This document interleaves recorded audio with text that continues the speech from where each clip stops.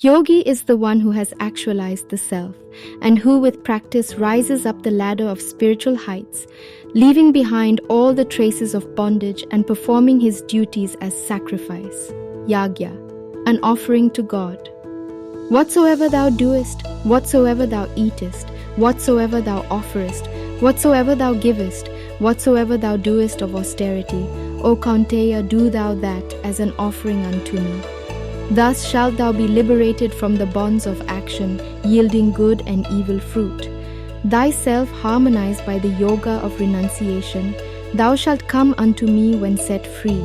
Besant and Bhagavan 1905, 9.27, 28. The only wisdom Bhagavad Gita deems fit for any seeker is knowing the true nature of matter and soul, the body as a field of activity, and God as omnipresent, omniscient and omnipotent. And this practice involves evolving the pure, sattvic element of one's nature, through preventing the passion-oriented and dark qualities from influencing the mind.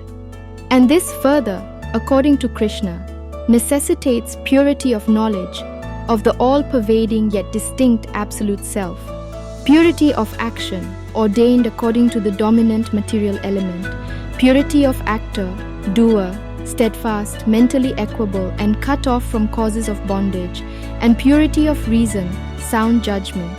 The relinquisher pervaded by purity, intelligent and with doubts cut away, hateth not unpleasurable action, nor is attached to pleasurable. Nor indeed can embodied beings completely relinquish action.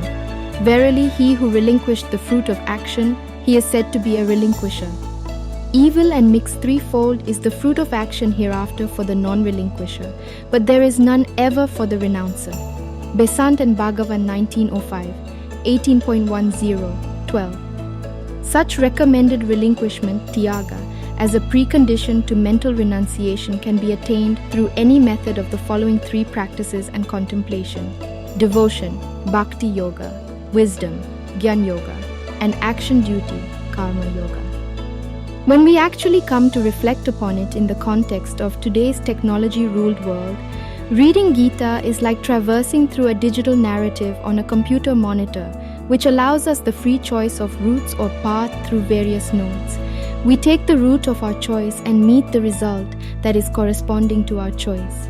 Notably, Krishna recommends karma yoga, which lets the intellectually steadfast 106 Yadav Sumati Perikorisis 15.2, 2017, Sthit Pragya, purify their beings at their own pace, adjusting the distribution of qualities, guna, tilting the balance in favor of sattva while performing their ordained duties. They, while being in a gamut of spiritual variables, different gradually evolving stages, advance from attachment to relinquishment to inner renunciation to ultimate divine bliss, and still be outwardly active for the welfare and harmony of society. They who worship the indestructible, the ineffable, the unmanifested, omnipresent, unchanging, immutable, eternal, restraining and subduing the senses, regarding everything equally, in the welfare of all rejoicing, these also come unto me. Besant and Bhagavan 1905, 12.3, 4. This becomes the underlying principle of all that Krishna elaborates on an ordinary person's spiritual journey and destination.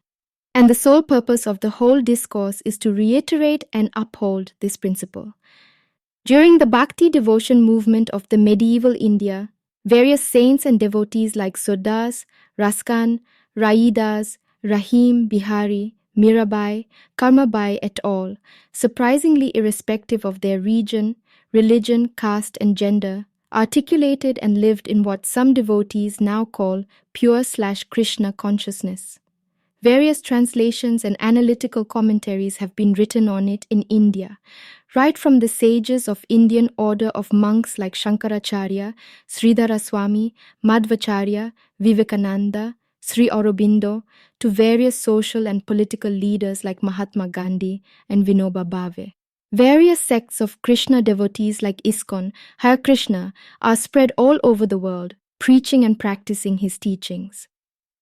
Besides the above listed Indian thinkers, German physicist Albert Einstein, American author and philosopher Henry David Thoreau, French-German theologian Albert Schweitzer, Swiss psychiatrist Carl Jung, German-Swiss author Hermann Hesse, American author Ralph Waldo Emerson, Austrian philosopher Rudolf Steiner, English author and philosopher Aldous Huxley, and Norwegian philosopher Arne Naess have acknowledged the influence of Bhagavad Gita as didactic guide to spiritual evolution.